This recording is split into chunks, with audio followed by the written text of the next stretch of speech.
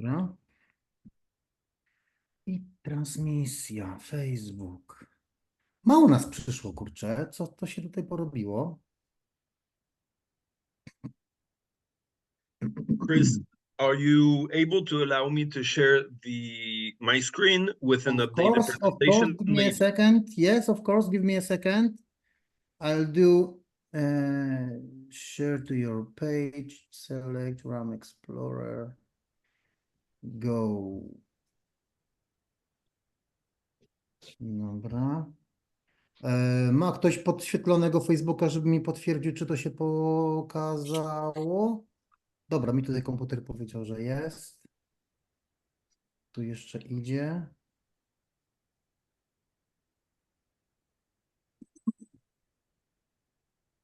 Pyk, pyk. Tutaj.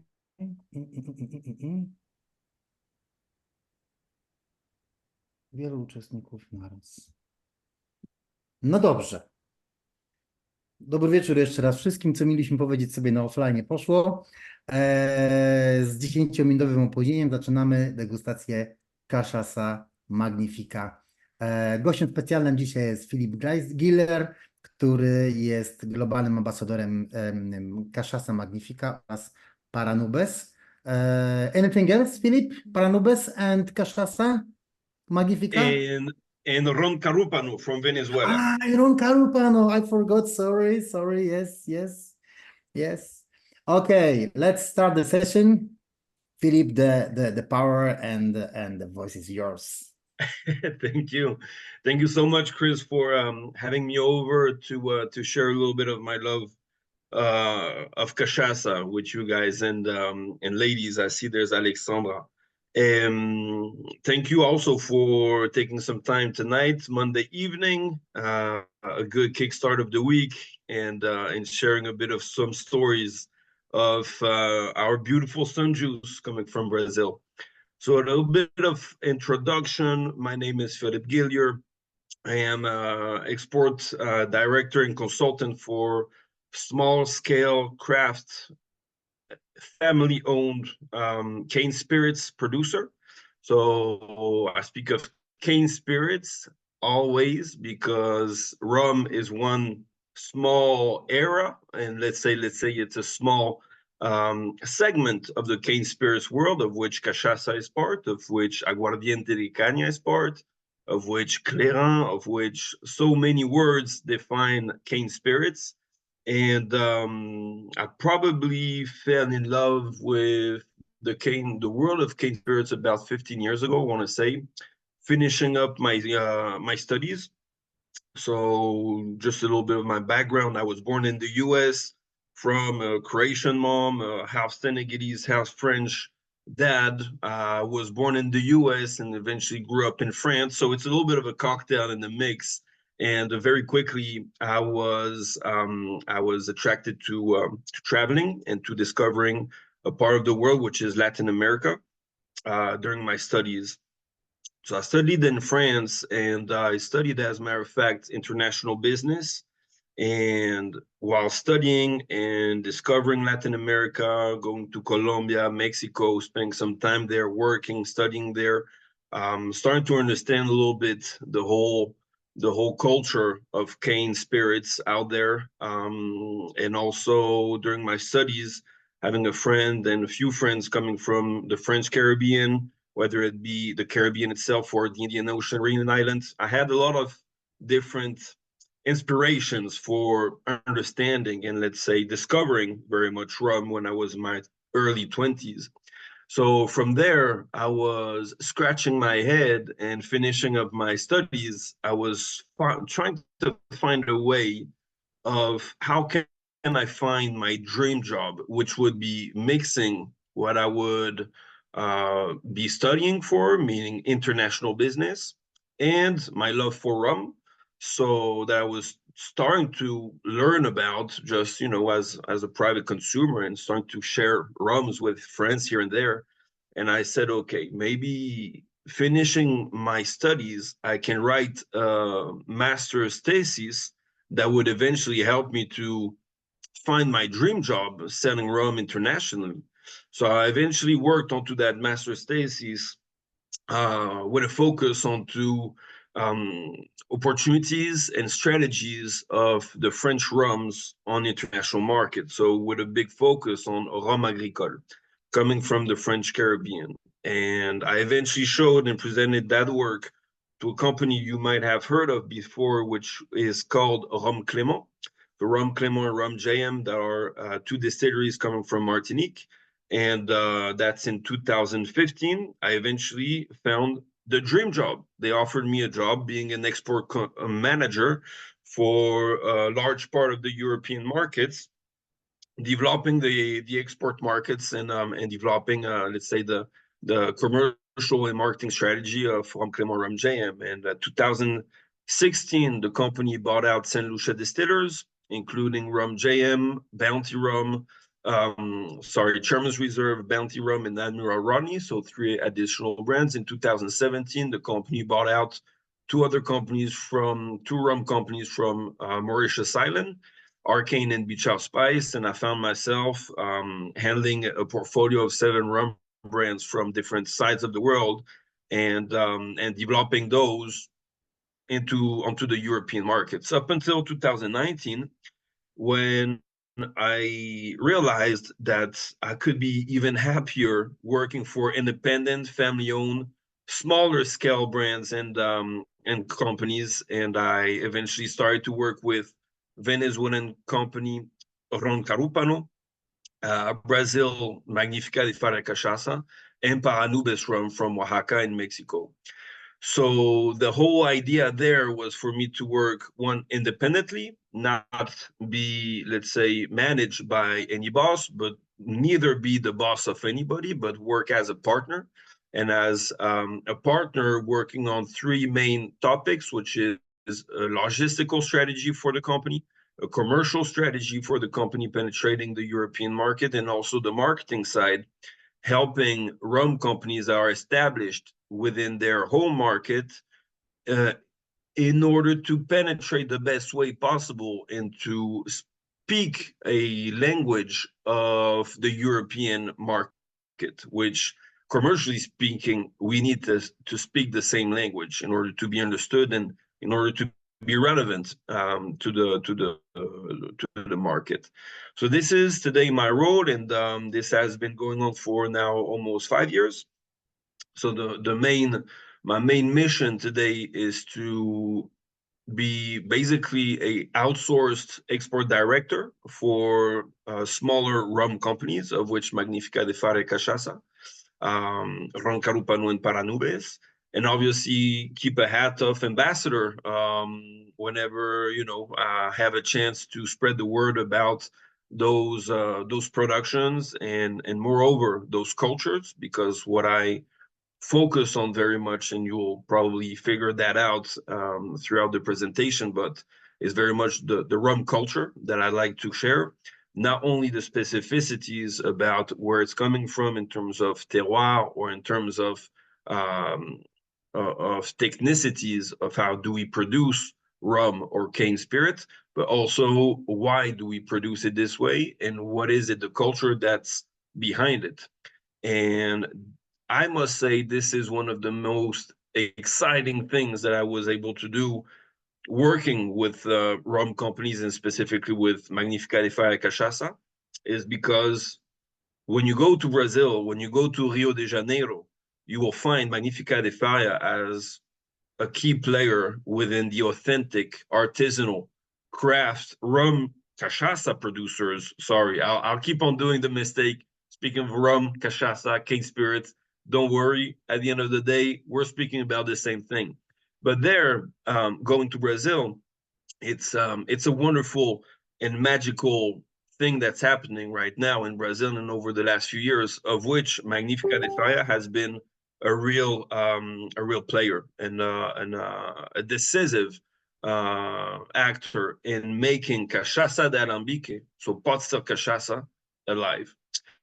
So much for a long introduction. But again, if there is anything that throughout the presentation is not clear, or you have any kind of questions, please, unmute the mic or raise the hand. I know on Zoom, I think we're able to raise the hand.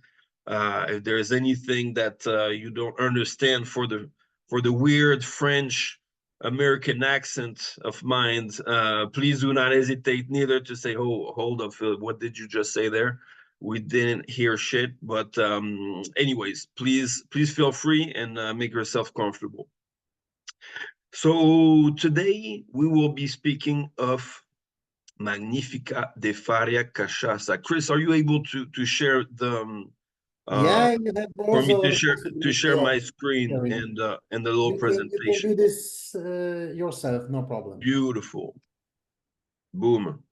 Mhm. Okay, let me see. Uh-huh.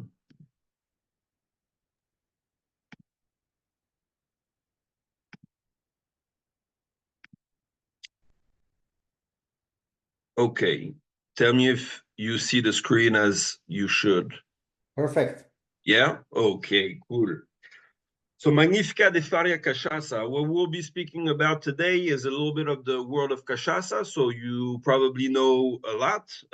If you've had a little bit of some conversation with Leszek a few years ago, Leszek is a dear friend of mine, which I think he's been one of the key players in bringing cachaça culture to the European market, not only in Czech Republic and Poland and on the Eastern Europe, but I think Leszek has been doing a really, really wonderful job. So hopefully you'll find some common points in what we will be speaking about. But one of the ideas I want to share with you into bringing this Cachaça d'Alambique Magnifica de Faria is, first of all, give you a little bit of a big picture of the cane spirits world and what Brazil stands in as for the production of cane spirits. And again, speaking of cane spirits, you'll understand that we're speaking of rum a lot of the time as a category, but this is a big thing I'm always now putting forward and making sure people understand is that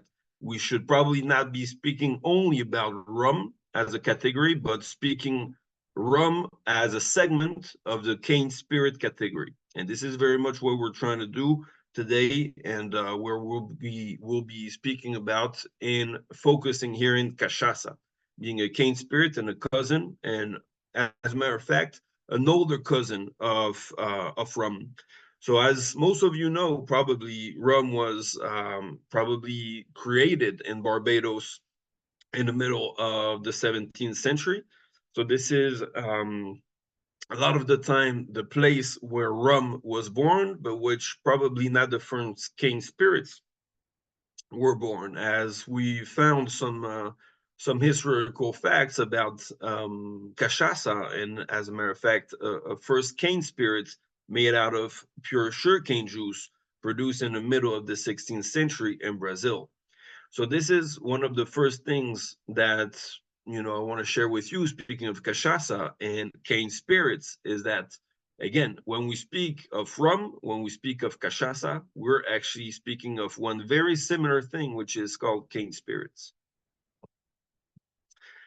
This is a little bit of a big picture to showcase one thing. So this is nothing like official categorization or whatsoever that I'm trying to fuel with you guys. But one thing that I want to share here is basically in the world of cane spirits, we find different origins. Obviously, we find different places where we're producing sugar canes. The sugar cane is the one and only common raw material for cane spirits, whether we call it cachaça, whether we call it aguardiente de caña, whether we call it rhum agricole, rum, ron, clairin, whatsoever. We're speaking of cane, sugarcane. Within this world of sugarcane, we have different GIs, different geographical indications, which allow us to give a certain name or a certain style given the certain terroirs or ways of production that we may find in the world of cane spirits. of which, when we take a little bit of a deep dive here and looking at, you know, those bottom numbers, is that in Brazil specifically, we're actually speaking of more than 1,500 distilleries officially. So 1,500 distilleries, we're also speaking of very craft and let's say very small alambiques, so pot stills, which would be producing for most of them for a very local market, let's say a village or surrounding villages, versus probably about, you know, in that, Chris, maybe you would know better, but when we exclude Brazil and we take into account the Caribbean and probably um, Asia, we would probably be speaking between 50 and 100 distilleries, I think, worldwide. And in the Caribbean, we're probably going to have something around that number. Brazil is probably about 10 times more in terms of numbers. And when we look at the volumes produced, give it a rough number, but Brazil, the main idea here is Brazil produces in terms of volumes as much as the rest of the world in terms of cane spirits. When we speak of cane spirits, again, we're speaking in Brazil of aguardiente de cana, if it is distilled in a certain manner into a certain alcohol percentage, or cachaça. The rest of the world, we would be speaking again of clairon, of rum, rum agricole, whatever. But the idea is that in one country alone, and when you take a look at the world map, you will understand very easily that Brazil, it's a huge country, and it's in the region where we're producing the most sugarcanes in the world. So Brazil is actually a very, very big player within the world of what we call rum, but what should be called cane spirits. And again, we've always downgraded cachaça and Brazilian production of cane spirits for economical, political reasons. And at the end of the day, we're finding out now and more in Europe and the other places on Earth that actually Brazil has amazing cane spirit productions, and that are worth the curiosity, and that are worth being shared with the world. We'll see a little bit now, let's say, more into that detail, why we haven't seen so much cachaça in the world. But before that, this is a little bit of some visual work I wanted to share with you, in the sense that when we speak of cane spirits, and if we consider let's say two characteristics, which would be the first characteristic, what's the let's say the face of the sugarcane that we're using as a base for producing our cane spirits, whether it be cane juice, cane syrup, or molasses. So this is kind of the first axis of definition of a spirit, cane spirit.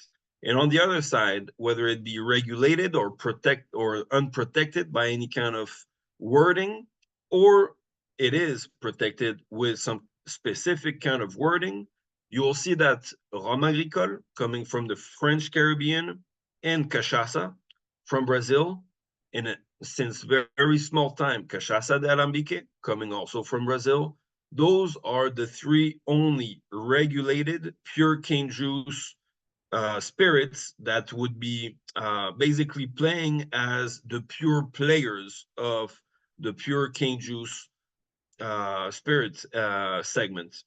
And this is something that we sometimes, you know, would not realize, putting it this way, but Brazil has actually a strong regulation regarding its production of cane spirits, which up until now has been all about cachaça and the wording cachaça, but that's for about 1 year now. So it's been last June 2023.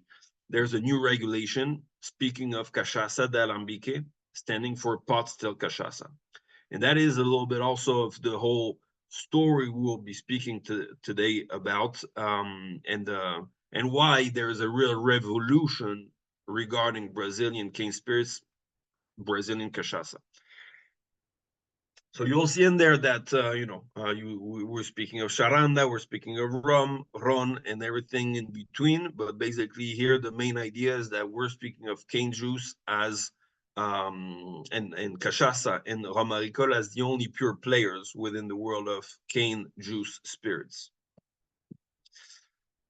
Now, focusing into cachaça, cachaça is actually very regulated, which we never really think of, but cachaça is quite regulated in the first place, and since very recently on the way of distillation. Raw material must be pure cane juice, meaning that if we do not use pure cane juice, we would be producing aguardiente, or some kind of rum. But actually in Brazil, nobody speaks of rum, because culturally they will always come to you and say, why don't you call rum cachaça? Which is a little bit of a good question, because cachaça has probably 100 years more, was created 100 years before rum in the Caribbean. So I find it always quite funny when you slip a word rum with a Brazilian, and he'll say, no, don't speak of rum, you can speak of cachaça, and that's kind of really, I think, one of the beauties of that word is that every producing country of cane spirit is always very proud of its home run, and obviously Brazil doesn't call it rum, but calls it cachaça. So this is a very big pride that they have as realizing basically that cachaça is older than rum, rum coming from the Caribbean. So within that, you'll see that we find different regulations regarding cachaça, which is sweetened at a certain point or not, which also is actually a topic which is very hot today in the world of rum, as we hear it here in Europe or in the Caribbean, and that for a long time now, cachaça has a very clear definition of the use of additional sugars into the liquid or not. So cachaça or cachaça de alambique can be called cachaça or cachaça de alambique up to 6 grams of sugar added per liter, which is quite low. We would be speaking of cachaça adosada, which means sweetened cachaça, for 6 until 30 grams of sugar per liter. This is another very interesting fact about how the Brazilian regulation is able to define added sugars within its own categorization of cachaça. And then we would speak of aguardiente if the distillation comes outside of the percentage of alcohol which is required, which is 38 up to 48%, or outside of the sweetened scale of 6 to 30 grams.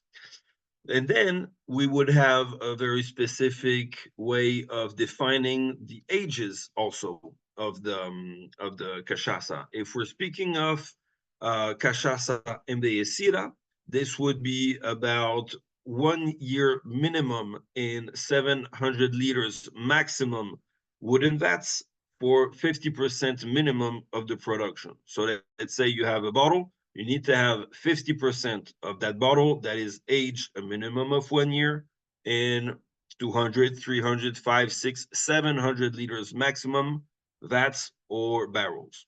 So it's quite clear and it's quite easy to understand. Premium cachaça is the same rule, but it's a minimum of 1 year for all of what's into the bottle. And then we would be having cachaça extra premium standing for a minimum of 3 years of aging in 700 liters maximum wooden vats or barrels. So this is a little bit of a basic for cachaça producers to use in order to educate their consumers about aged cachaça, which has been something going on and growing over the last 20, 30 years, basically.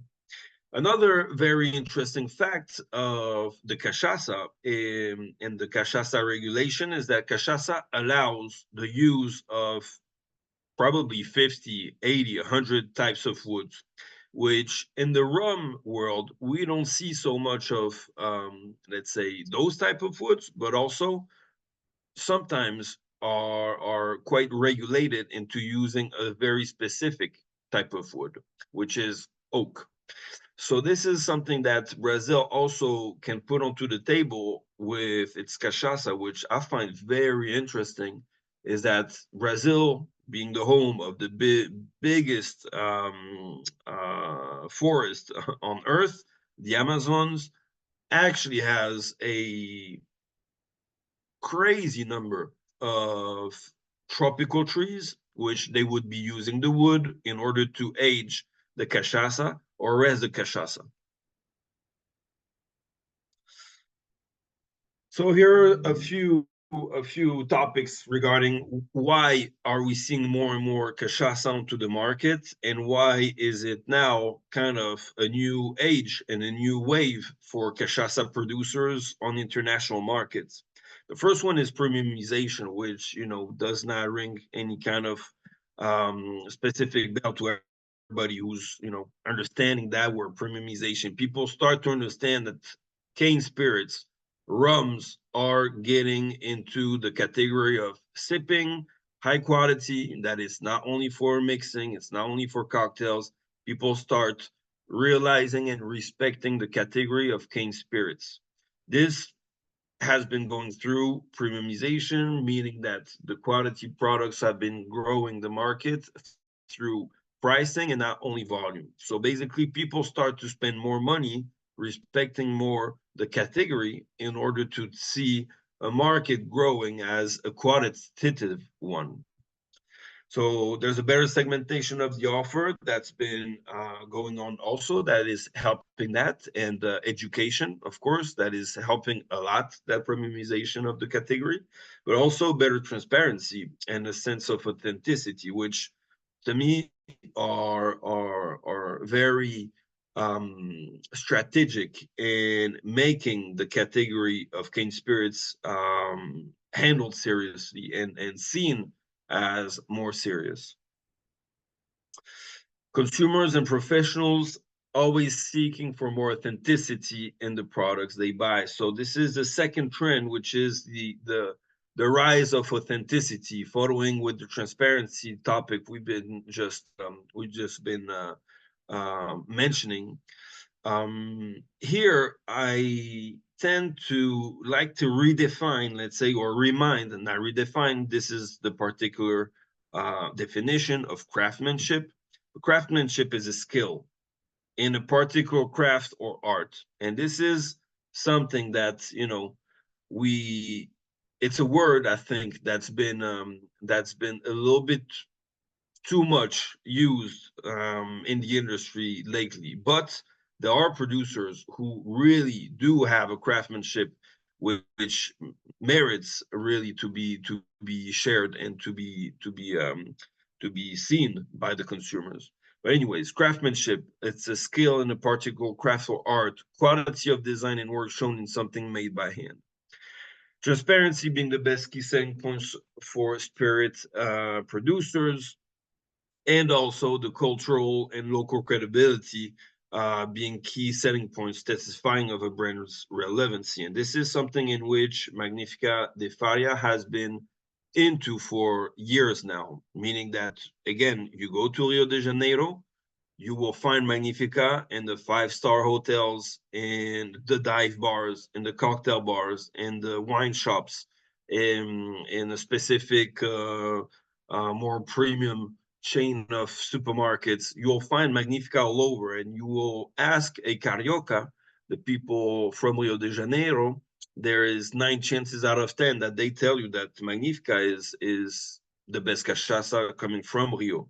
Of course, Brazil being so big, you can understand that from one city to another, one region to another, which produces cachaça, there's big rivalry. It's like I don't know, in Poland, like the two soccer teams from one side of the country and the other, there will always be people rooting for their own soccer team, you know, and this is the very same history with cachaça, right? The regulation within cachaça de Arambique is probably the third big trend benefiting the world of cachaça and Brazilian cane spirits. So there are two main things regarding cachaça de Arambique. There is one association, or there are two associations. The first association is the IBRAC. That association is very much government driven in order to work onto exports and promote Brazilian exports towards the world. So IBRAC has been playing a very big role in the exports of cachaça, industrial cachaça, for a long time. Yet, since 1988, and this is a association which has been growing and taking more and more strength onto the world in the map of cachaça, is the ANPAC. The ANPAC is an association of cachaça de Arambique producers, so focused into pot still cachaça. These two entities actually have been ran, or at least have been highly participated by Jean-Louis de Faria, who is the founder of Magnifica de Faria, and who I will tell you all of the story in a minute. But basically, Jean-Louis de Faria has been participating big time to the construction of those associations, and also in federating all of the producers of pot still cachaça in order to build a better understanding, a better culture, and a better education towards the drinkers of cachaça in Brazil, which eventually led in 2023 to the creation of an official appellation besides cachaça, of cachaça de Arambique, which the only differentiation would be the matter of distillation, whether it is column still, industrial cachaça, which have been the cachaças we've known forever in Europe, or cachaça de Arambique, pot still cachaça, which is a very ancient product produced in Brazil, but has never been defined as different from industrial cachaça. So this is a big, big step in the evolution of the world of cachaça. And of course, Rio de Janeiro being one of the top spots in helping and benefiting big time to the region's producers. But that is also true into some other regions of Brazil, which are benefiting from tourism. But it's true that Rio de Janeiro remains the #1 hotspot for tourism in Brazil, and in which, you know, you see the carnival, and in which you actually have a big potential into building a better base for internationals around cachaça, which is something that we're starting to see more and more in Brazil locally through a cachaça, let's say a cachaça community. You know, in Europe, we're speaking of rum communities, whether it be online, whether it be, you know, in local clubs, regional clubs, etc., etc. Well, in Brazil, that exists, but that exists in the sense of cachaça. We would not speak of rum geeks, we would speak of cachaceiros. So it's just the same, it's exactly the same thing, but different words.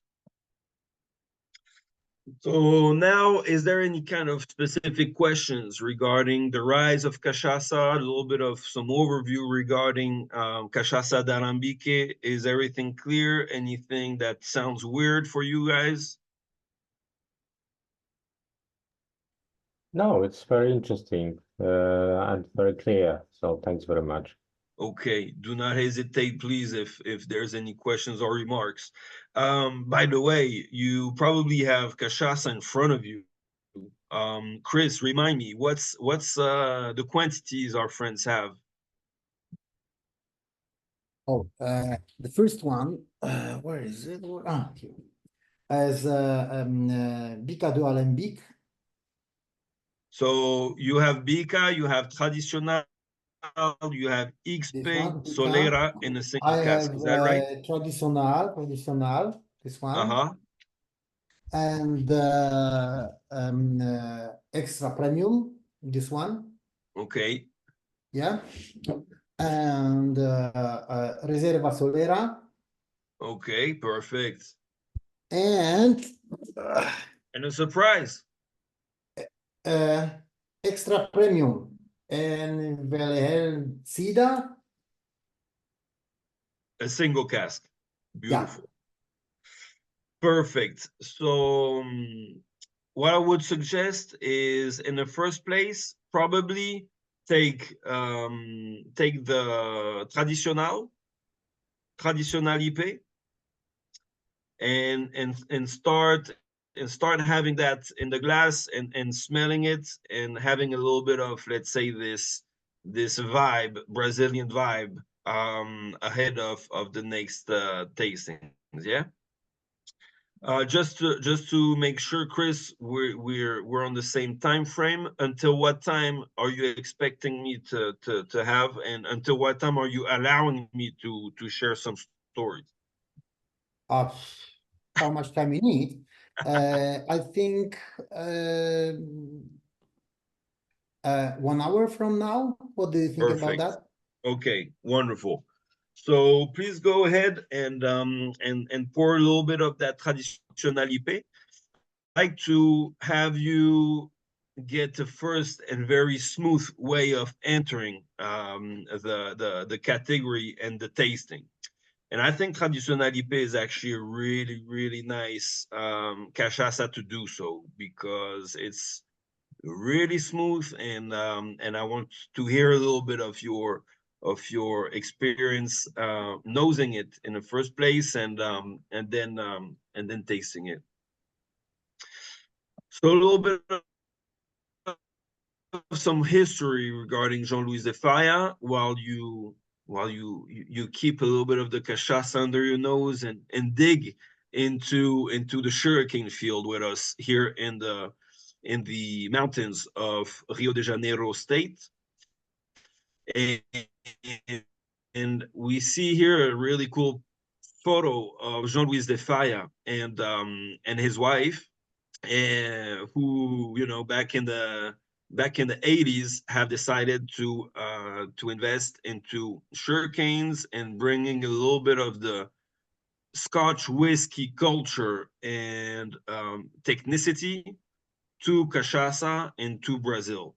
So one of the first trips, I'd say, into Jean-Louis de Falla's vision to create Magnifica de Falla Cachaça is a first trip to Scotland. And in Scotland, discovering a little bit of how the Scottish whiskies have been differentiating themselves, and seeing a little bit how the Scotch Whisky Association has been working into defending their terroir, their ways of producing, and seeing and inspiring himself of saying, wow, okay, we have something crazy in Brazil, and I love cachaça, but now we have no ways to differentiate industrial cachaça from craft cachaça, artisanal cachaça.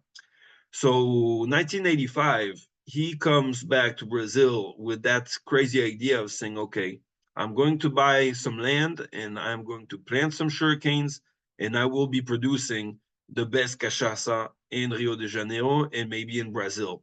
So he's put up a double retort pot still, and that has actually been the first double retort pot still with double distillation that's been introduced in Brazil. So that was a little bit of the start of the story. Start of the story, keeping in mind that Jean-Louis de Falla has always been having that vision that he could not do this alone. And the whole vision of Jean-Louis de Falla was he needed to gather artisanal pot still producers together in order to have a better voice, and in order to be able to create this segment within the world of Brazilian cachaça, bearing in mind that, cachaça producers, which are distilleries and companies owned by the bigger companies and the bigger international players of the spirits industry, were selling very cheap cachaça on international markets, flooding the market with very cheap very cheap product that obviously didn't give a good reputation to cachaça on the international market, yet also did not want anybody coming from Brazil to start digging into the international markets, trying to differentiate themselves, saying we are quality cachaça, because that would mean that the cachaça of the bigger players would be shit.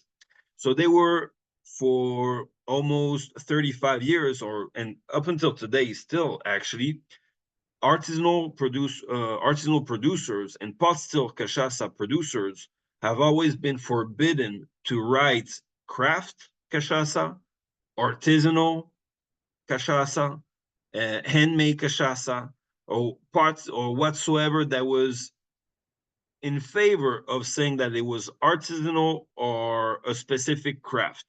And that has been a rule that was put onto the table towards the government from the bigger companies, saying we don't want to hear anybody speak of artisanal cachaça or craft cachaça and put it on their label or officialize that kind of an appellation, because that would mean that we are industrial cachaça, and that would mean that we're downgrading the quality of what we're selling on export markets. So that has been a big blockage. And Jean-Louis Zephyr was one of the key players in, building up Cachaça Development Plan in 1997 and being part of a council member of the IBRAC early 2000 when the IBRAC was still in its early days. And truly, Jean-Louis Zephyr became, back in 2021, so I had the chance to attend a Cachaça de Alambique festival. So it's, again, the same kind of rum festival we have in Europe. They have Cachaça festivals in Brazil.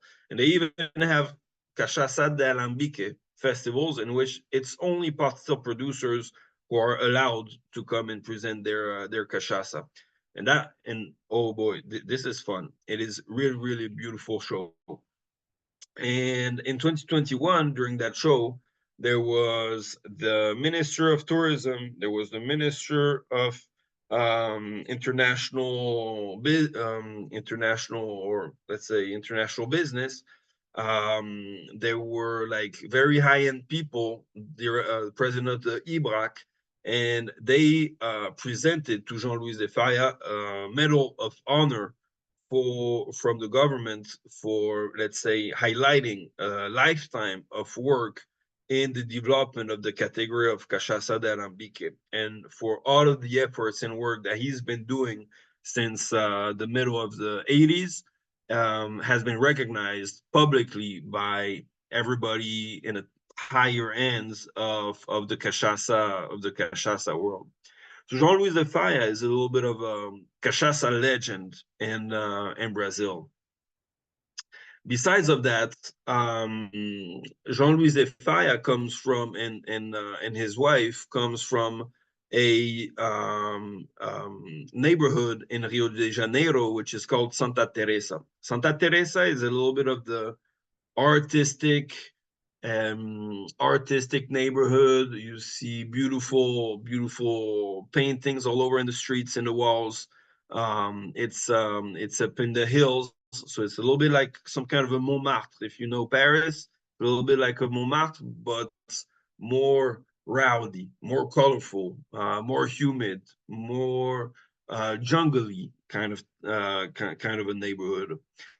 And they, coming from that neighborhood, have always been very well known for another thing, is that Senora de Faria, so the wife of Jean-Louis Zephyr, has been the rector of the university, the Catholic University of Rio de Janeiro, and she has always been very well known and very highly regarded by the people. One of the reasons was that she's her background is a philosophy teacher, and she would be giving every other week on the beach of Copacabana. Like, she would open up a little tent, and she would speak about Platon. She would speak about the Greek philosophy. She would give a little bit of philosophy education and literature to people who would just be walking around, including people who could not attend any kind of university. So you would find, people walking around, a lot of cariocas, but you will also find people, that live in the streets and that would just listen to the stories of Senora de Faria, who would be telling some really cool stories of philosophy and questions that people maybe do not ask themselves always when they do not have any kind of university education. So she was highly regarded for that. And what we call the rector of a university in Brazil, so some kind of the president of the university, is called a magnifico if it's a man, and it's a magnifica if it's a lady. And basically the name of the brand, Magnifica de Faria, very much is actually describing the title of Jean-Louis de Faria's wife. And when you see those two, it's like real lovebirds. They are so nice, so cute. Now they're into their early 80s, but they are still the kindest and the sweetest people I've met out there. And I must say that that story is so much about Jean-Louis de Faya, who's a really humble guy, who's not saying, I want to call my cachaça magnificent, or magnificent as a word, magnificent, but actually a friend kind of forced him a little bit the hand, saying, man, is the best name, call it Magnifica, and that's the best wink you can do, and that's the best let's say sign of love you can do to your wife. So basically he accepted calling his cachaça Magnifica, and as a matter of fact, Magnifica de Faria cachaça. Anyways, that's a little bit of a long story short. Now going back to the production side, you see that you have a very big country here in Brazil. Rio de Janeiro is on that coast, on the Atlantic coast, right into, let's say, the southern side of the country. Rio de Janeiro is a small state compared to all of the other states where you see Minas Gerais, Bahia, Pará, Amazonas, Sao Paulo, Paraná. All of those are huge and much bigger states. Minas Gerais, by the way, is supposedly the first state where cachaça was born in Brazil, so a neighboring state of Rio de Janeiro. And Vassouras is where we produce the cachaça and where's the distillery located. So Vassouras is a small municipality about 2.5 hour drive from Rio de Janeiro city. So we would be driving towards a first chain of mountains, which you see here on the picture, and which is very beautiful, very green. And right behind that chain of mountains, which is surrounding Rio de Janeiro city, you'll find some hilly plains, which you see here a picture of, where Vassouras is located. So the land is the land is quite hilly, and it's it's a really beautiful site. So you can go up there, you will see the sugarcane fields from upside, from down slopes. You'll see a little bit of those sugarcane fields surrounding, and it's just a very beautiful site. Today I think we're speaking of, I don't know if I have the number now, in terms of acres of production. I think we have like something like 15 acres or something like that, but the potential to grow a whole bunch more, because the space is so wide, and the distillery, and let's say, Brazil being such a huge country, when you buy land, you actually get a whole bunch big spot. And Jean-Louis de Faya back in 1985, bought a huge land for, you know, for not much really, and he still has a lot of space to plant more sugarcanes. One of the most important things, speaking of Magnifica di Faria, is that we're speaking of a single estate distillery. What does single estate mean? Single estate distillery means that all of the sugarcanes we're producing and that we're using, moreover, are being produced on site, and that, as a matter of fact, those sugarcanes will be transported very quickly to the distillery, but also they would be very representative of a certain terroir and of a certain place where they would be growing. And this is, you know, obviously we always speak of terroir and where do we age a rum, where do we age this and that, but actually sugarcanes and terroirs for the raw material matter probably as much, if not more. And this is something to always remember, is that the sugarcane is exactly the same thing as for grapes in wines or cognac or armagnac or any kind of brandy from around the world. A lot of places in the world produce grapes, and a lot of places produce their own grape spirits. Sugarcane is exactly the same, and varieties of sugarcanes will differ from one place where it's being grown to another because of the latitude. So basically, one very big example is that Brazil, being south side of the Ecuador, the harvesting season is reverse to the one of the Caribbean. So we would be harvesting basically from June to December, when the Caribbean would be harvesting from basically February, January, February up until June, May, June. So this is something that is also to be taken into account, but also the fact that those hills receive a certain amount of rain, receive a certain amount of sun, has a specific soil, uses a specific or some specific varieties of sugarcanes, which are all Brazilian sugarcanes, and which obviously will give a different raw material or base material as per the juice versus Roma agricole from Martinique or aguardiente de caña or charanda from Mexico, or Madeira rum or whatsoever, and that will impact directly onto the flavor profile of our cachaça, right? So a little bit of technicities here. Again, you'll see right there on the right hand side the mill.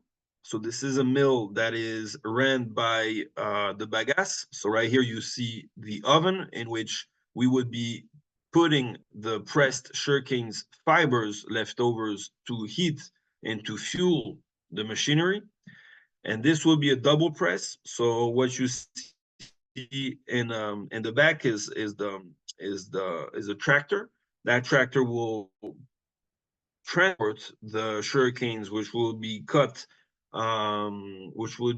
in the field directly to the plant and to the distillery. They will be dropped up onto that machine, and that would be fueled directly with the bagasse, which is something that we see a lot into any kind of rum or cachaça distillery. In the meantime, please get that traditional IP again into your hand. Get the notes of sugarcanes in there. See how smooth that comes in. If you want to take and put some little bit into your hands and take a deep breath into it, that can be welcome as well. You have here basically traditional is a cachaça, which is very, very slightly rested or aged into Ipe wood vats. So I will tell you all about it and into the details, but here I invite you to get that first taste of the Ipe and of the cachaça from a very bold perspective. This is a cachaça which has been the entry door of cachaça Magnifica de Faria onto the European market. People understanding that using Magnifica Traditional IP versus whatever cachaça they had in their back bar. And this was the way we've introduced Magnifica to the European market, is we were going to the bars saying, hello, this is Philip from Magnifica de Faya. Please, can you make me a caipirinha with whatever cachaça you have in your back bar? And that would often be, if not always be, industrial cachaça from column still. And can you make me a caipirinha using this cachaça right here, Tradicionalipe? Okay, yeah, for sure. Make the same recipe, bang, bang. Okay, they make two caipirinhas, more or less the right way. But anyways, they go and sip both and say, oh, but that's not the same cocktail. One of the reasons why you don't think it's the same cocktail when you go with an industrial cachaça or a pot still cachaça, and even more with Tradicionalipe, is that you find ethyl, you find alcohol, and nothing else in industrial cachaça. While in here, you will be getting tropical fruits. I don't know if you can taste that, but like one of the most the most important flavor profile you can find into that Tradicionalipe is actually banana. You find like very ripe banana notes, which are getting you into something super different from what you would expect when speaking about cachaça if you're used to industrial cachaça. And that is basically cachaça Magnifica de Faya that is rested for 1 year, 12 months into Ipe wood vats. So I'll show you later on some pictures of those vats.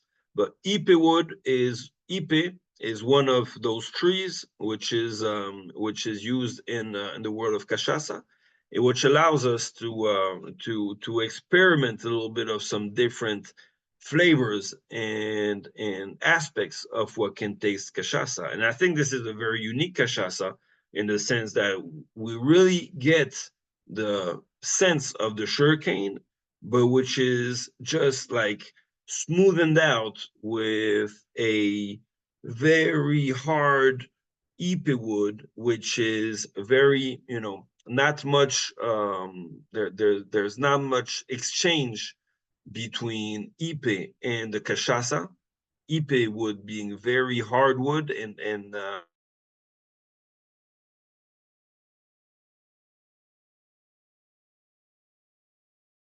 as actually the liquid is not gold, it's not dark, it's not anything but just slightly yellowish, and you find it's not crystal clear, but you really have just a little tiny glimpse of a light.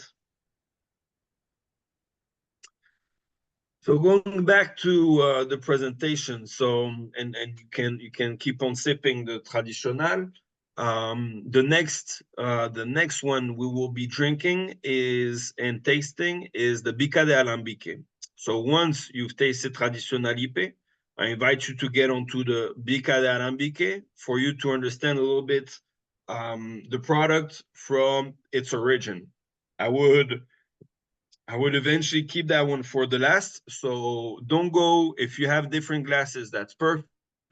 I would recommend you to keep a little bit of the Bica de Alambique for the very end of the tasting. I always recommend going back after whatever aged cachaça or rum you would be having to keep a little bit of the unaged raw spirit in order to try to connect, okay, where is that coming from? And eventually have you always prefer the unaged stuff, because the unaged stuff is the real stuff, is the only real identity of cane spirit.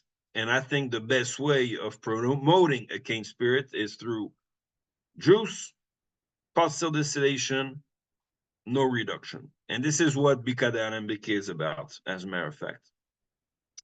So before going towards the distillation process, a quick note regarding the fermentation. So fermentation, once we've pressed the juice will run into those inox vats, which you see here. Those vats will be actually distilled every 12 to 24 hours. So it's quite a quick fermentation. The fermentation will happen in different, let's say, in different steps. The first one would be the fermentation is always ignited with a little bit of baker yeast, and the distillation is open air. So you see the distillery here. We have several of those inox vats. There's only some kind of a strainer, inox strainer on top of it, meaning that it's not closed shut, but it is open. And you see the distillery being open air as well. So basically what happens there is that we will ignite with the fermentation process with baker yeast in the first place, but then we will distill only about 2/3 of the fermented juice you see into that vat, meaning that we will leave about 1/3. Sorry? Was there a question? Oh, no, I don't think so. Oh, okay, sorry. So we got 1/3 of the fermented juice that remains in the tank, and that we would be refilling with fresh juice the same day. So this is some kind of a rolling fermentation, which maybe you've heard of when speaking of Paranubis, but maybe in a little smaller, in a smaller scale. We're speaking of about 30% of the fermented juice that is remaining in there, and the fermentation will keep on going for about a month. So this is 3-4 weeks before Jean-Louis and now Raoul Defebvre, the son of Jean-Louis. So he's the second generation since 2000, I want to say 2016. That's running the distillery. And Raoul would be reigniting the fermentation process every month, more or less, for each vat. Okay. Once we have the fermented juice ready for distillation, it will run through gravity. So the distillery itself, from the area of press and fermentation, is a little bit downhill from the milling, and the fermentation area. And this will run through those holes that you find on the right hand side, and that will come and feed what you see here, the first pot still. So you see here on the picture 3 pots, but we will only be speaking of 2 distillations. Why? The first pot is a preheating pot. So basically the first pot still, which is 2,500 liters, will be preheating the fermented juice before taking it to that second pot still for the main distillation. That main distillation will be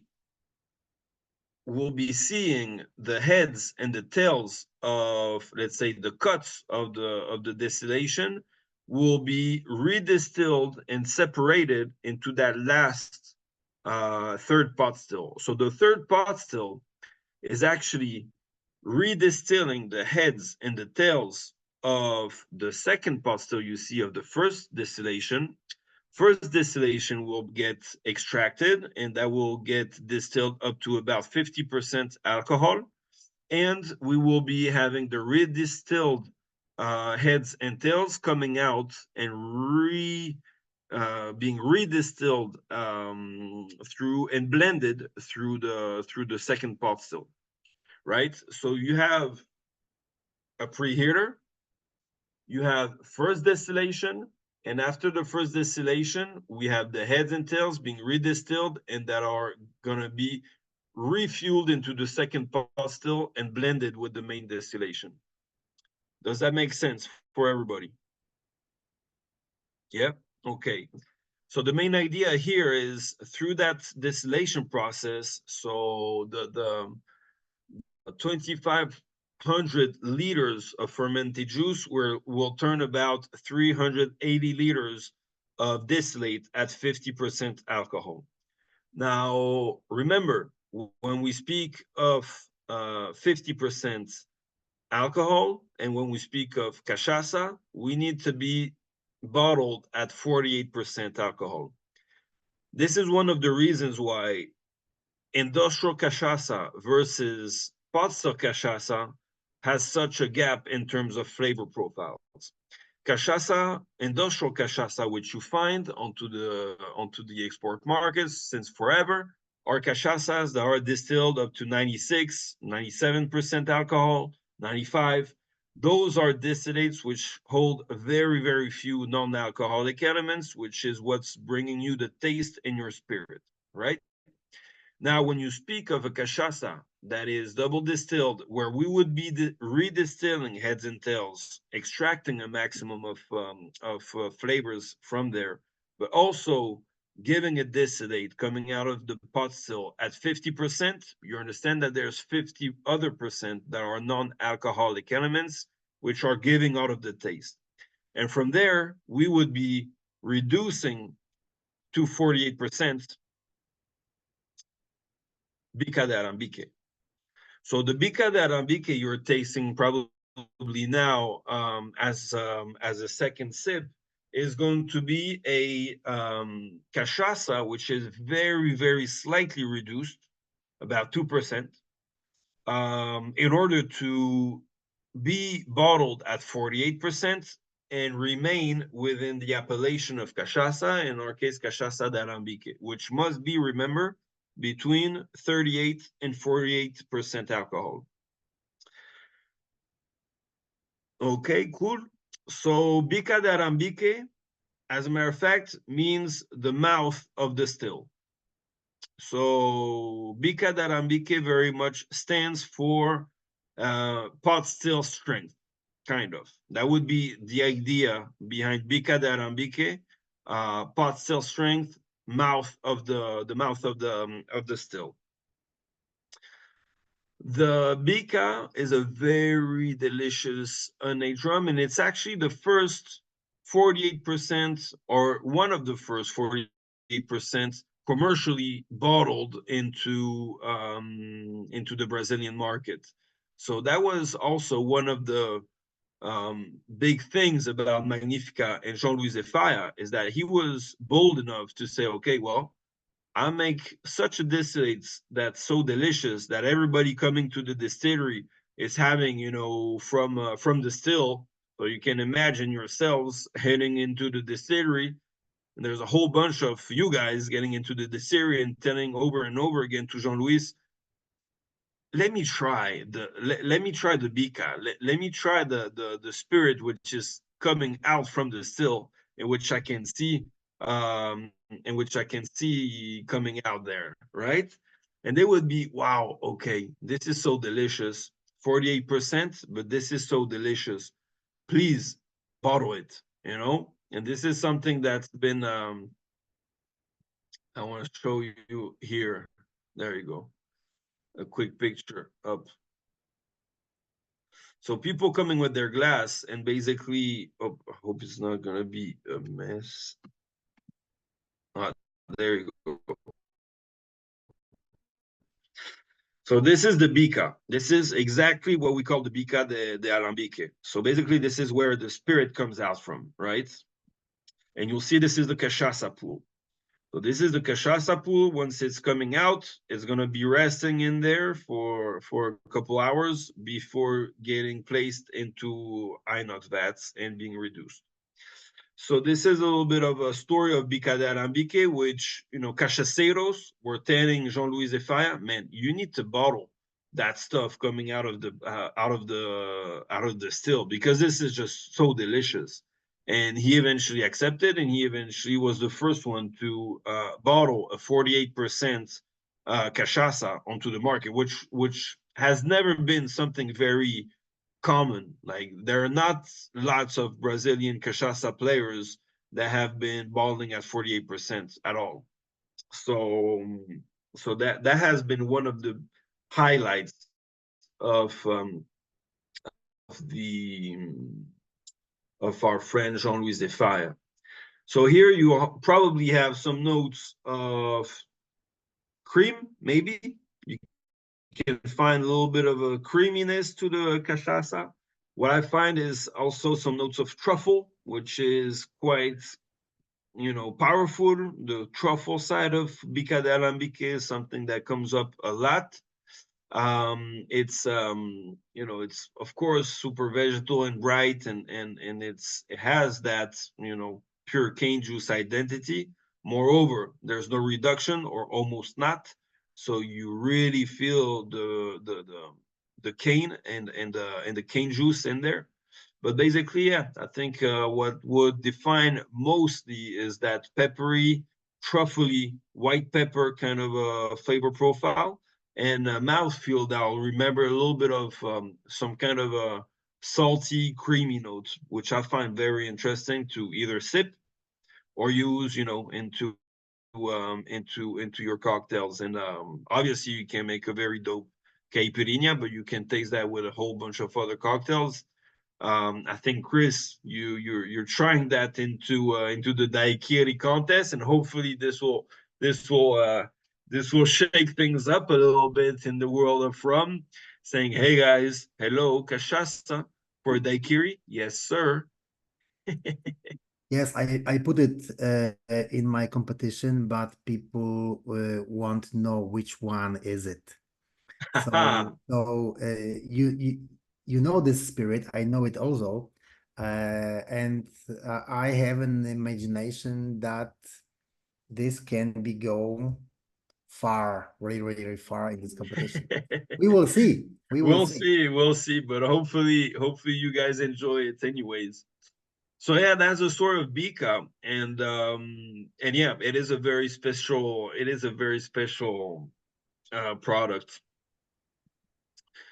I just want to give you a few details about Magnifica, and how Magnifica has been penetrating the European market. Although not many people know about it, it is still mainly a big bartenders brand. So Magnifica is known from bartenders who are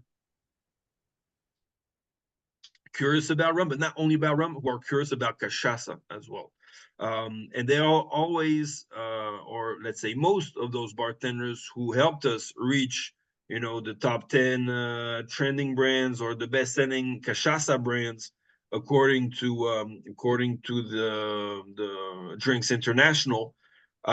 Basically, those are international bartenders who know Magnifica for either knowing Rio de Janeiro, knowing Brazil, but also for having tasted Magnifica onto their menu and comparing it with whatever cachaça they would be finding onto the business. And believe me, we are a very small player, and we do not push or work onto the politics of those kind of how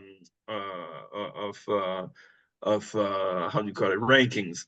And each year it's like a big surprise, and like we don't even receive the news. We find it when it's being released. Oh God, we're number 6 again for top 10 in cachaça brand. Incredible. And yeah, it's quite a surprise every year. Now this year we sent Bica and Solera to the Spirits Business Global Rum and Cachaça Masters, and actually we've been working with Spirits Business for them to spread the news about Cachaça de Alambique, and not only have Global Rum and Cachaça Masters, but within the category of cachaça, have cachaça and have Cachaça de Alambique, which was a first one for 2024, and which is another step for recognizing cachaça and Cachaça de Alambique as being two different things. And yeah, we've been receiving master medals, so standing out from the competition with Bica and Solera, which you'll be tasting in a minute. And then we have the Cupura de Cachaça, which is a Brazilian local competition, very, very highly regarded from the cachaceiro community.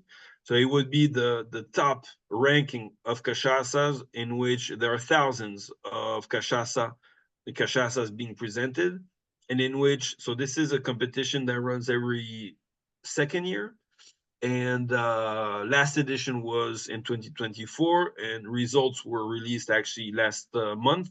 And basically what comes out all the time is that Magnifica makes it to the top 50. So this year we've made it to the top 50 with out of the SKUs within, you know, more than 1,500 cachaças being presented. Being in the top 50 is quite a score. And we've done it to the top 50 with all of the cachaças you're tasting now. So Bica, Tradicional, Solera, XP.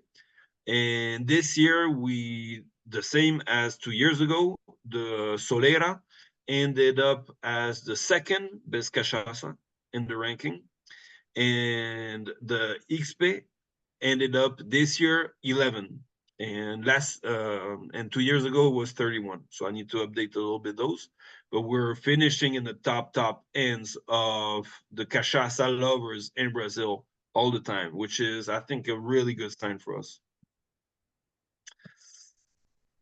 So a little bit of going back to the tasting side. So you have tasted the Bica. So Bica coming straight out of the still. What happens with the Bica will be we reduce the Bica to 40% to create Cristal, which is a cachaça we use for bars and for going a little bit more onto let's say the pouring stations of the cocktail bars. This is Tradicional IP, which you've tasted. So this would be 40% alcohol, reduced from 48 to 40, and aged for 12 months for 2 years, sorry, in IP wood vats. So actually, this is not 2 years, it's 1 year. I need to correct that, sorry. So it's 12 months and 50,000 liters IP wood vats, which you see the wood vats here. So these are the IP vats that we use, and on the left side, it's the IP. When you take a look at the IP tree, what does it remind you? Does it remind you anything? Specifically, the color.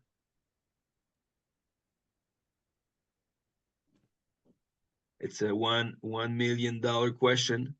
Tick tack, tick tack. But you're asking about flowers or Yeah, I guess flowers, but yeah, gold. the color exactly. So basically, this is the color. This is the yellow, exact yellow of the Brazilian flag. So you know the Brazilian flag is blue, yellow, and green, and the yellow of the Brazilian flag represents the flower of the ipe tree.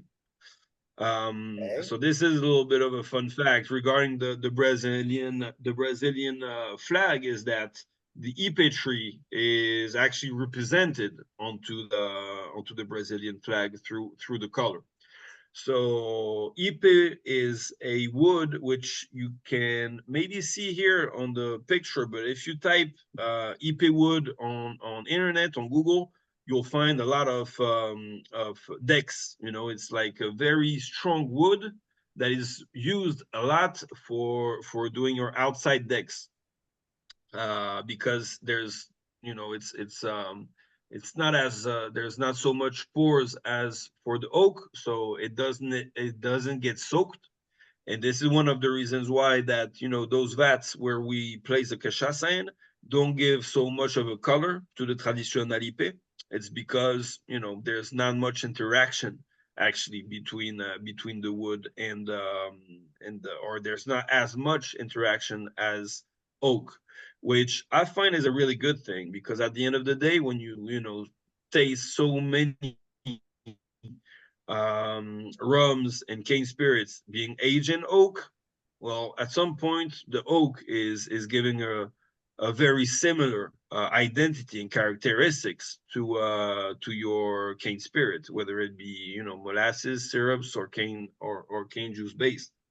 And the ipe and a whole bunch of woods you would be finding in Brazil give a very different characteristic.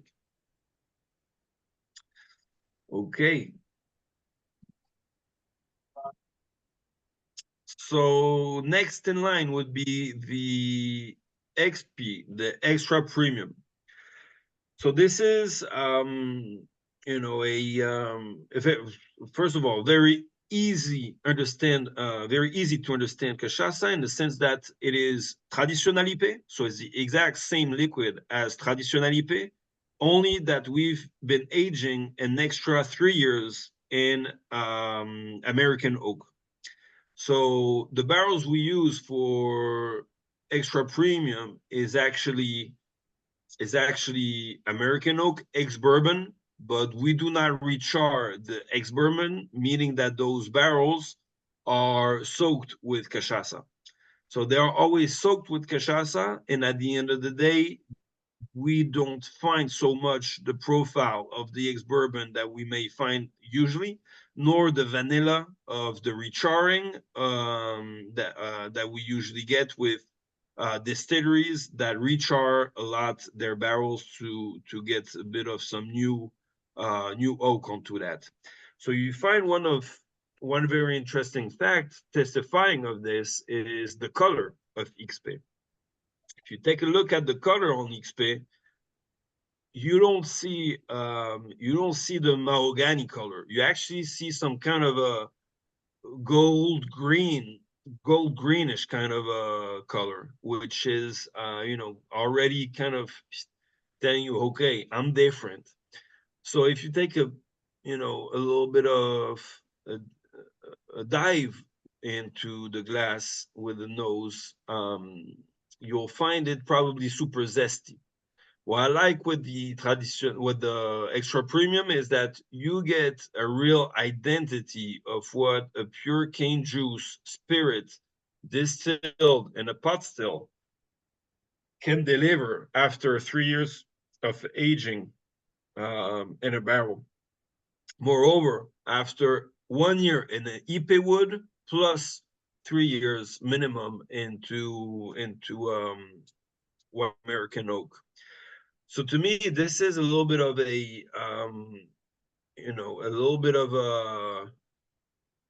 how could I put it, a pure player within the world of aged pure cane juice rums category. So if you think of Martinique, Guadeloupe rums that are 4 years old, so as a reference, it's the VSOPs from Guadeloupe, from Martinique, from Reunion Island, but specifically Martinique and Guadeloupe, you'll get a little bit of that inspiration in terms of what it would taste like. Yet, I find this pot still distillation giving a whole lot more of a of that heavier kind of a spirit and higher, let's say, volatile elements, giving you this it's a little bit like it's more savage. It's less watered down, I want to say, versus the French Caribbean rhum agricole. To me, it's a little bit of a pumped up rhum agricole from Martinique that you could get at, not half the price, but probably 25% less of the price. In terms of quality of the juice, age of the juice, and of the cachaça versus the price, I think this is actually quite amazing in terms of what you can get in terms of quality versus some other places in the world. This is one of the things that has been helping so much Magnifica DeFi onto export markets. It's the realization of the quality versus the price available for such a marvelous liquid. So the extra premium is actually also a great way of promoting cachaça d'Arambic on export markets, in the sense that we're promoting another type of perfect serve onto the market. People always tend to associate cachaça with caipirinha. The caipirinha, there's no doubt, it's a real Brazilian classic cocktail, and this is you know, and there's this very specific way of making a proper caipirinha, and you don't make just a caipirinha. Uh, there's a real technicity for the caipirinha and the real caipirinha, and when you go to Brazil, people will tell you and brag about it. Now, stepping outside of the caipirinha, which is a great drink, by the way, and giving cachaça a little bit of a different image, specifically through H cachaça, we're working rabo de galo. So the rabo de galo means literally the tail of the cock, the cocktail. So basically, in Portuguese and in Brazilian, we're working on the basis of either a Negroni or a Boulevardier. I tend to work a little bit more onto the Boulevardier basis, which would be 3 cl of cachaça, 2 cl of Cynar, 2 cl of sweet vermouth, and a few dashes of orange bitters. Stirred cocktail with a little orange zest. An orange zest as a little garnish, and this is just an absolute killer cocktail. So whenever you get a chance, please work onto that cocktail at home. It's very easy. If you like to make yourselves some Negronis or Boulevardier from time to time, you'll have all of the ingredients. I suggest switching the Campari for Cynar, because Cynar is just such a fun liquor to work with. It's artichoke base, and it has a really nice bitterness. And I would just recommend going with that, which we would be speaking of a perfect serve. But just try to play on the basis of a Negroni, on the basis of a Boulevardier, using cachaça with whatever you have at home, really, and you will figure it out by yourself that it's actually a really cool cocktail. What we recommend is using the extra premium, because you will get a little bit of that boldness and that zestiness also from the extra premium into the drink, specifically using Cynar, which is quite a strong taste. So how much cachaça have you sent in the kits, Chris? 5 cl, 3, 2? No, 2.5. 2.5. Okay. 5 cl was the Alembic, Pica de Alembic. Okay. The participants got two little bottles.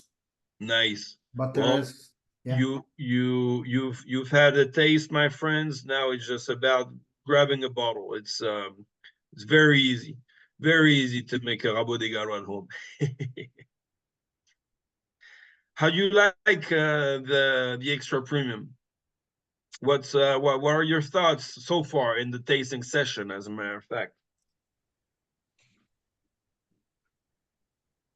For me, it is like 2 worlds in like one glass, so you can actually feel the sweetness, as you said, with the first 2 samples, and we were like really hyped by traditional IPA and Pica de Alembic, and then we got just like a little slice of this vanilla and this oak and this like taste of this aging, and it's like not like all the regular distillates that's it's whiskey, it's this and that, so everyone knows, but this is like those 2 spirits live in one bottle, in this alcohol, in this glass, and they're like fighting together like yin and yang, so you're like able to feel both in the same time, and this is really like wow. So yeah, no, that's for sure. I like what you say.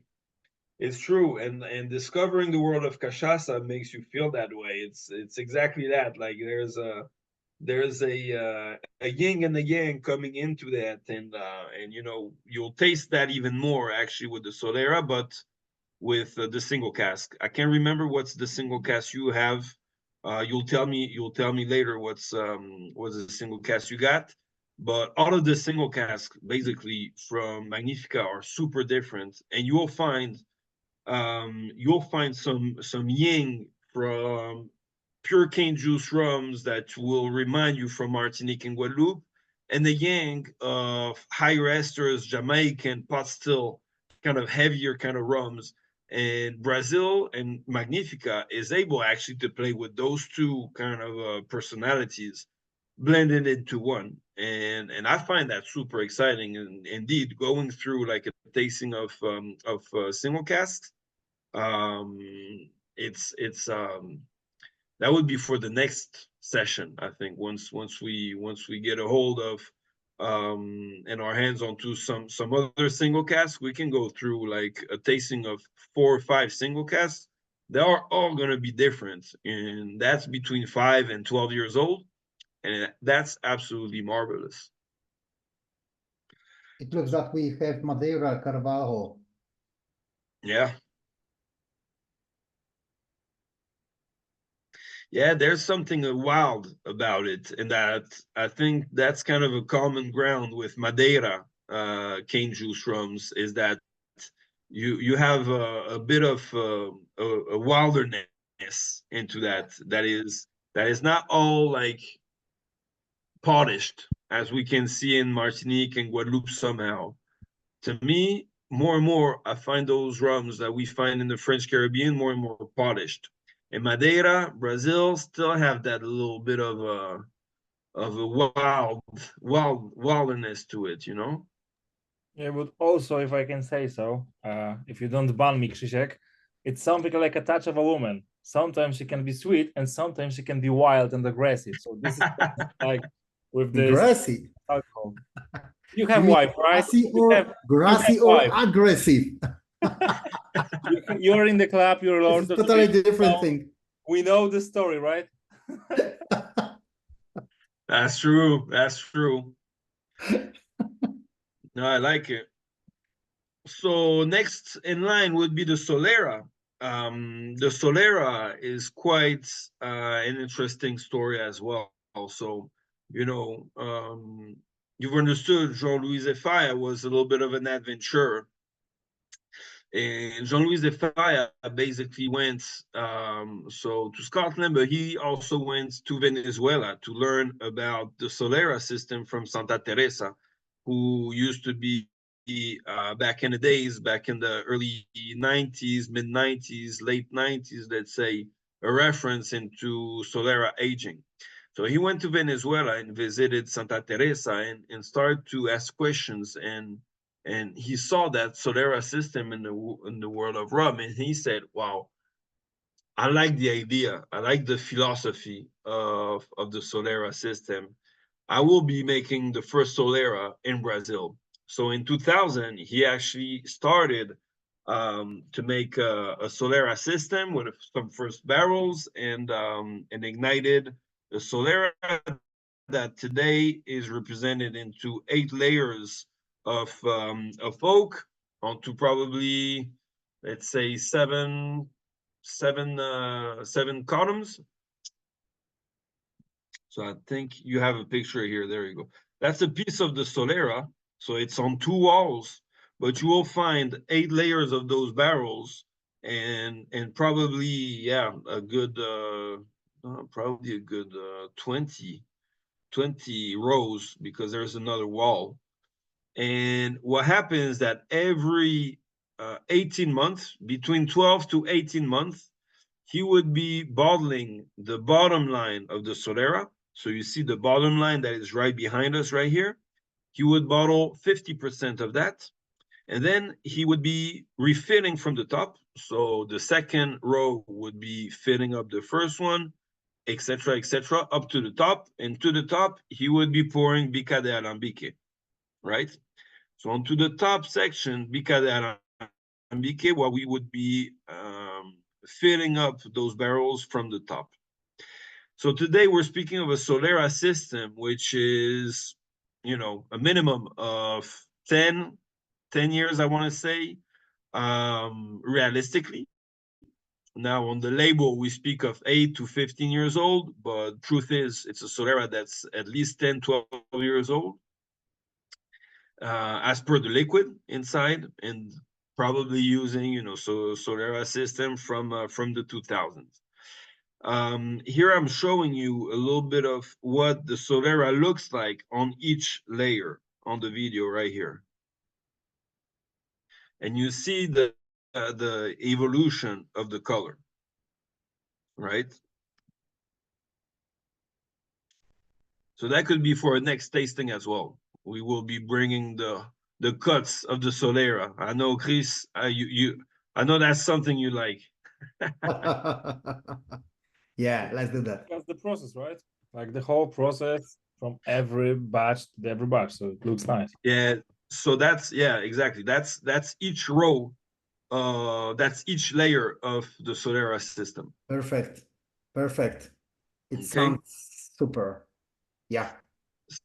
So this is a Solera that you're having now. Let me try to go back. Philip, do you have all of Yep. them in Europe or not? So the different the small bottles like that, I ran out of them, but we need to organize with the team in Brazil for gathering some more of those samples. But this can be done easy. Yeah, we'll do that, no problem. Yep. That's what Krzysiek wanted to hear. And there you go. Happy you guys are excited with the cachaça session. I appreciate it. And yeah, here again, I think you're probably onto a much more smooth kind of a cachaça. So this is a cachaça which very much helps people to get acquainted with aged cachaça, and that was the first Solera system in Brazil, and it's actually today one of the biggest Soleras, I think, in the world of cane spirits.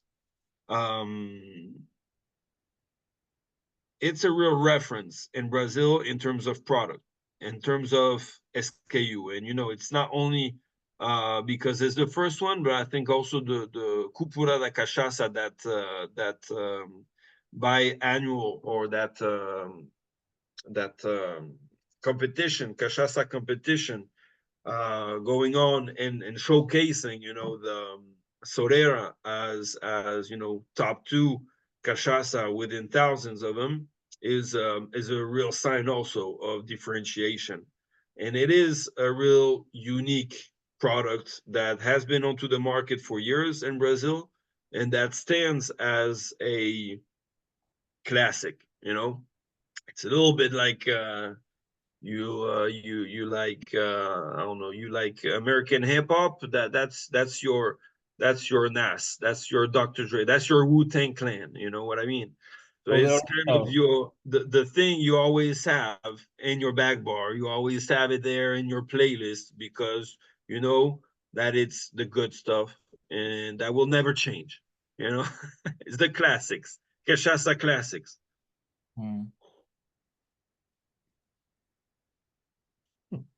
What do you feel with the Solera? Do you get a little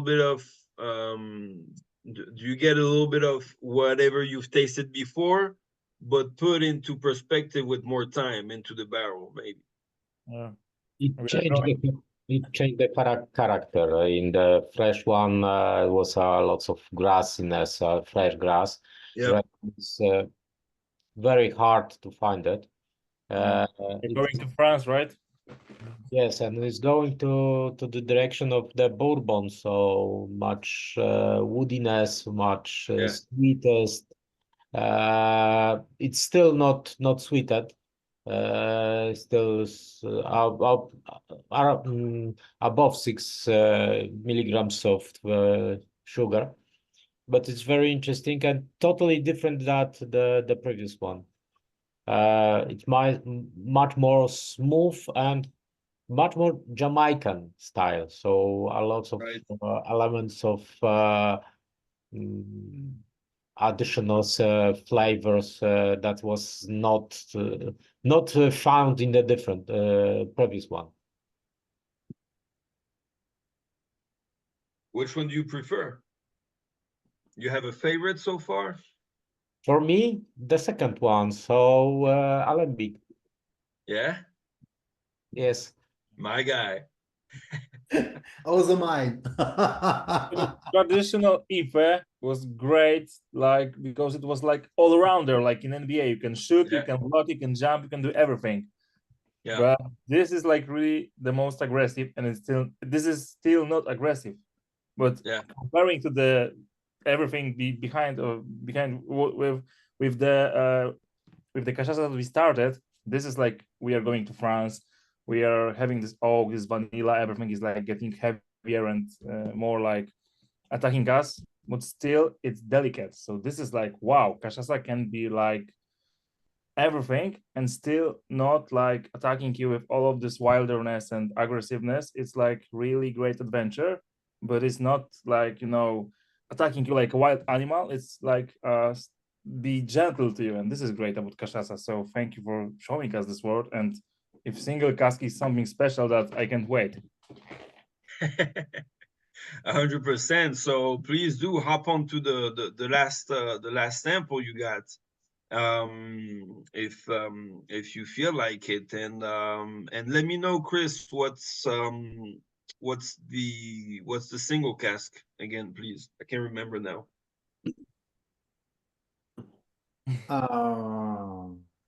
Madeira Carvalho, wood oak. How old is the Barrica cask? number 516. And you have the age and the ABV? ABV 41 and the age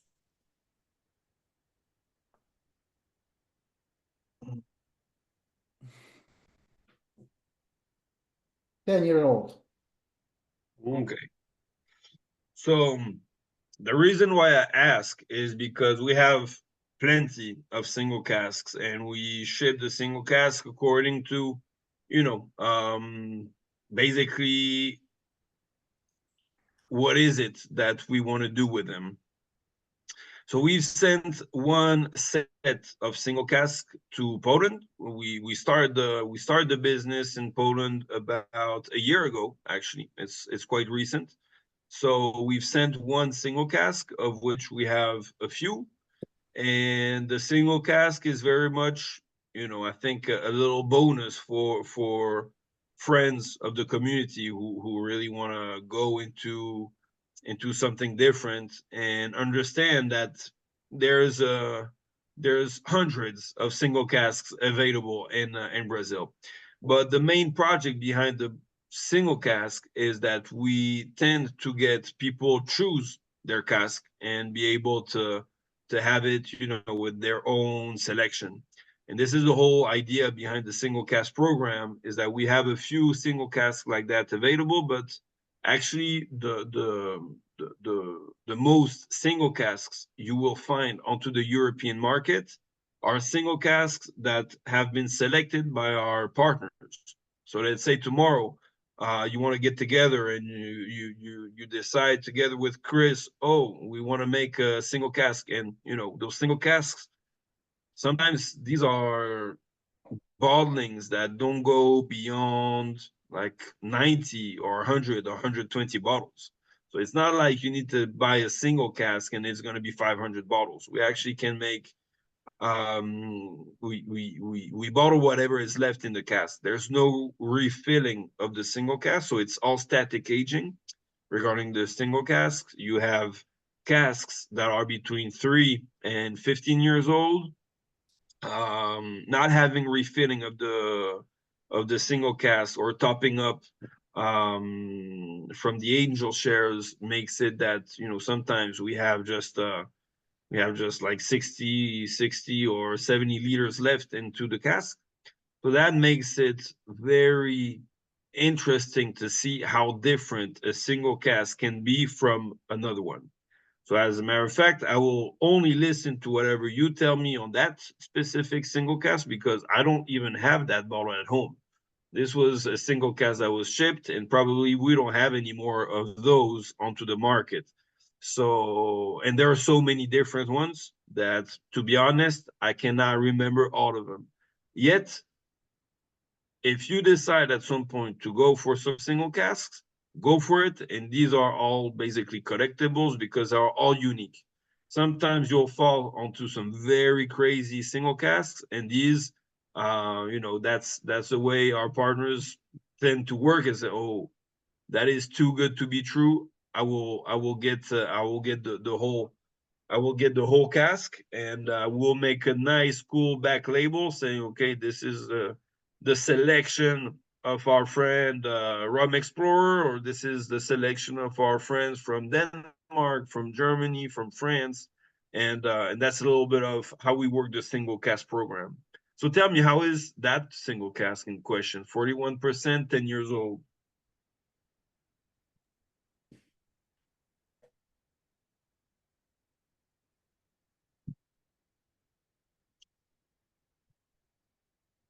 You asking me about something, Philippe? I'm asking all of you. All of you. Ah, okay, okay. But Krzysiek, remember, you need to make your own Room Explorer wine, right? We are waiting for Madeira. Next year, Madeira 2025 with you, and then we will have Cachaça and Madeira. That will be great. There you go. Maybe, maybe. We can talk about it. When you will be in Szczecin. Maybe next month. I'm not sure. Yeah, we are waiting. I'm super busy now, really.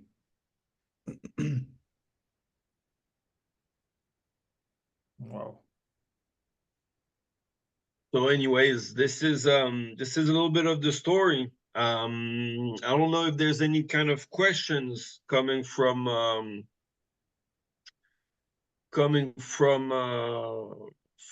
the presentation perspective, or the cachaça topic. Anything that you wanna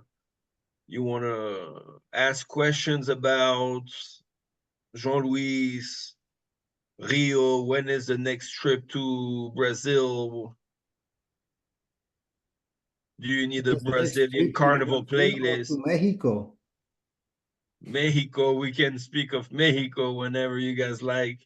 So I'll be coming to the Rum Love Festival in Wrocław at the end of the month. So I don't know if I'll see maybe some of you, my friends. Jacek, you'll be there, yeah? Yes, of Yeah, course. for sure. Of course. Will you be going to Berlin? Because I have closer way to Berlin from Szczecin. Okay, yeah, Yeah, I'll be in Berlin. I'll be in Barcom in Berlin as well. So you'll find me 100%. Where are you guys based out of? Sorry, so DJ Prism, where are you from?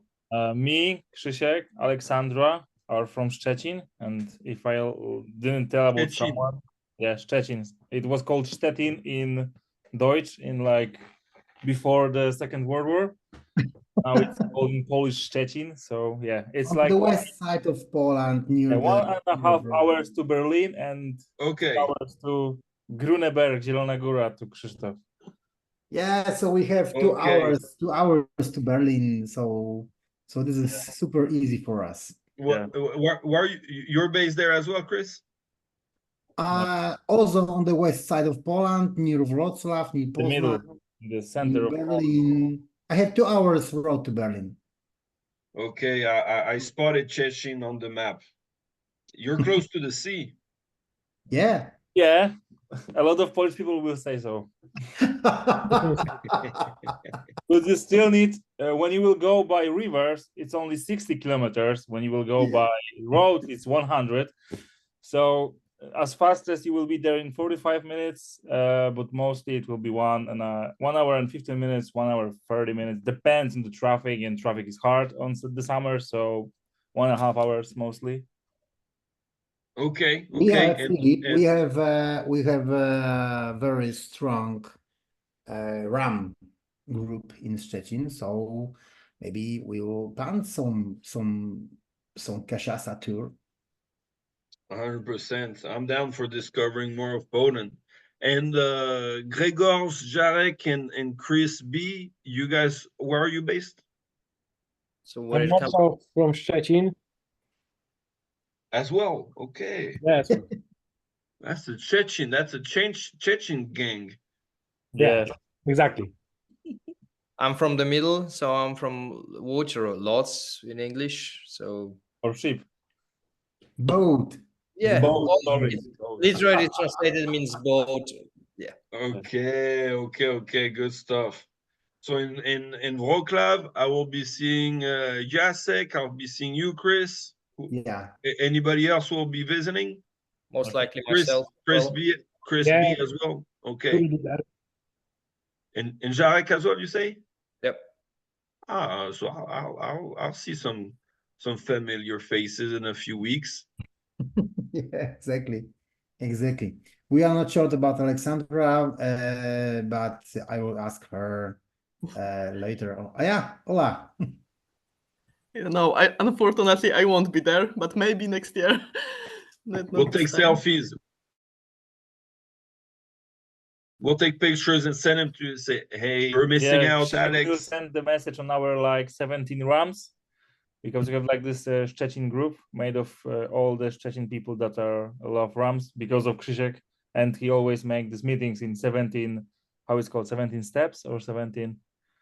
Yeah. There is a Our local huge- place huge with bar. great distillates, and Krzysiek always makes parties there, and we are coming. And he always needs to say for the new people, for the beginners, the same story. And we are like in the movie, and we are watching the Star Wars, and Krzysiek is always making the scene, so we love it. And we are watching the same movie, and we love it, so it's great. But you must know, Philippe, that I taught to our participants what kind of party you do. So we are waiting for you. We have to do exactly like you do. I behave as usual. Yeah, for No, sure. but I'll be there for I'll be in Wroclaw only on the Thursday evening for the opening party. Like there's the I think a boat party, Yeah, it is a boat party. Yeah. and then probably hit the rum bar on Thursday night, and I'm at the show on Friday all day, and we have a talk about cachaça. I think at 4 p.m. Friday. And then I think there's like drinks and stuff at the show. And now I'm flying out actually on Friday evening around 10. Oh, so 10 we or are 11. not on after party Friday evening?